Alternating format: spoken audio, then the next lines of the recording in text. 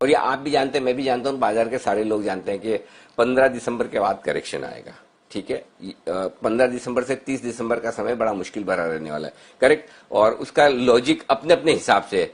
कुछ कहते हैं भाई कि ईयर एंड पे एफआई छुट्टी में चले जाते हैं, कुछ का ये कहना है वैल्यूएशन बहुत महंगे हैं, छुट्टी पे जाते हैं, ये भी बात सही है। वैल्यूएशन महंगे, ये भी बात सही है।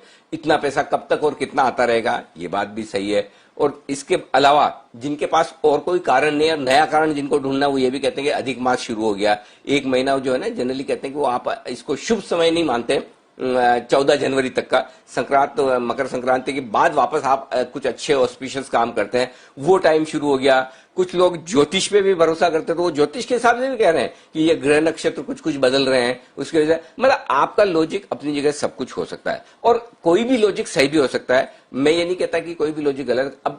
अब ये किस वजह से गिरेंगे, इन 5-6 रीजन से की वजह से गिरेंगे, या अमेरिका में स्टिमुलस पैकेज नहीं आए उस वजह से गिरेंगे, या अचानक से एक दिन आपको हमें पूरी दुनिया को कोरोना की चिंता सताने लगे, या अचानक से रिकवरी, इकोनॉमिक रिकवरी को लेकर क्वेश्चन मार्क होने लगे, उस वजह से गिरेंगे, ये नहीं पता।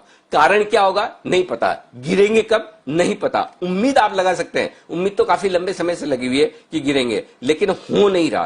तो ऐसी सिचुएशन में बजाय मैं एक सिंपल चीज बोलता हूं, क्योंकि जो चीज आपको नहीं पता है कि कब होगी और किस वजह से होगी, उसमें दिमाग ज्यादा लगाने के बजाय आपको ये सोचना है कि मुझे क्या करना है अगर ऐसा हो जाए तो। सिंपल, अगर करेक्शन आ जाए तो मुझे क्या करना है। अगर बारिश हो रही तो मेरे पास छाते का इंतजाम है क्या, मुझे पता है बारिश हो सकती है, अब मुझे नहीं पता कि आज होगी, कल होगी, परसों होगी, ठीक है, लेकिन जब भी होगी तब मेरे पास छाता है क्या। अगर आपने उतना सोच लिया तो आप बच गए। मतलब ठीक है, 2-4 छींटे पड़ सकते हैं आप पर, लेकिन आप भीगेंगे नहीं, पूरी तरीके से नहा नहीं लेंगे। वही आपको करना है और उसको करने का एकमात्र तरीका ये। पहली चीज तो ये समझ लीजिए, जब करेक्शन आएगा, जिस दिन आएगा वो ओवरनाइट आएगा, अचानक से आएगा रात को।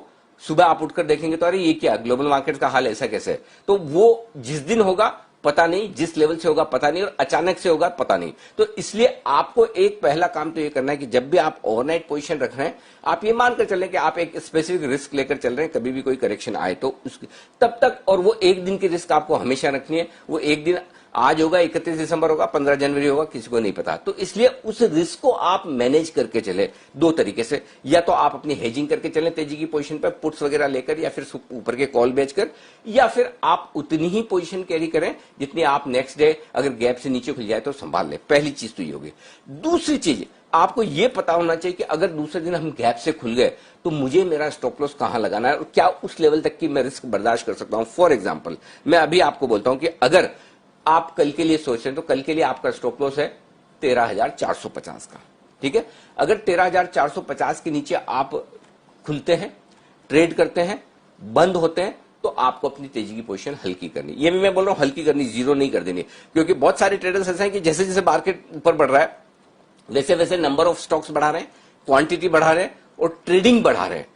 होना ये चाहिए कि जब मार्केट नीचे होता हो आप ये करें, लेकिन वो उसमें कोई गलत नहीं है, सबका यही तरीका है। क्योंकि होता है कि जो तेजी के लास्ट लेग में फास्ट रिटर्न बनते हैं वो पूरी तेजी में नहीं बनते। जो 15 दिनों में तेजी हुई वो 5 महीनों में नहीं हुई, ये आप और हम सब जानते हैं। तो ऐसे में आपको तेजी में पार्टिसिपेट करना है, पैसा बनाना है, कुछ गलत नहीं है, लेकिन रिस्क मैनेजमेंट आप प्रॉपर कर लीजिए। तो आप दो चीजों पर ध्यान रखिए, मेरा स्टॉप लॉस कहां है, पॉइंट नंबर 1, और मेरे लिए ओवरनाइट पोजीशन जो भी मैं लेके जा रहा हूं उसे मुझे कैसे मैनेज करना है। अभी मैं आपको स्टॉप लॉस दे देता हूं दीप, 30,200 इसके नीचे निफ्टी जाकर बंद, बैंक निफ्टी जाकर बंद हो तो आपको तेजी की पोजीशन हल्की करनी है। यानी कि आप 700 पॉइंट के रिस्क बैंक निफ्टी पर लेकर चलेंगे। निफ्टी 13,450 वो लेवल है, यानी कि आप 200 पॉइंट की रिस्क लेकर चलेंगे। अब 200 पॉइंट और 700 पॉइंट की रिस्क अगर आप 500 पॉइंट की रिस्क अगर आप लेकर नहीं चल सकते तो आप फिर किसी न किसी दिन बड़ा नुकसान करेंगे। तो उस नुकसान को आपको बचाना है। कमाई रोज करते रहिए जब तक तेजी का मार्केट है, जब तक म्यूजिक चल रहा है, पार्टी एंजॉय कीजिए, क्योंकि टॉप प्रेडिक्ट करने का मतलब नहीं है, जैसे चल रहा है चलने दीजिए। लेकिन आपको यह पता है कि मुझे स्टॉप लॉस कहां लगाना है, और स्टॉप लॉस के लेवल में आपको क्लियर कट वेल डिफाइन करके दे रहा हूं, 13,450, 30,200, बस ये नोट करके रख लीजिए। जैसे ही ये बदलेगा ऊपर की तरफ मैं आपको फिर से बता दूंगा। जी दी।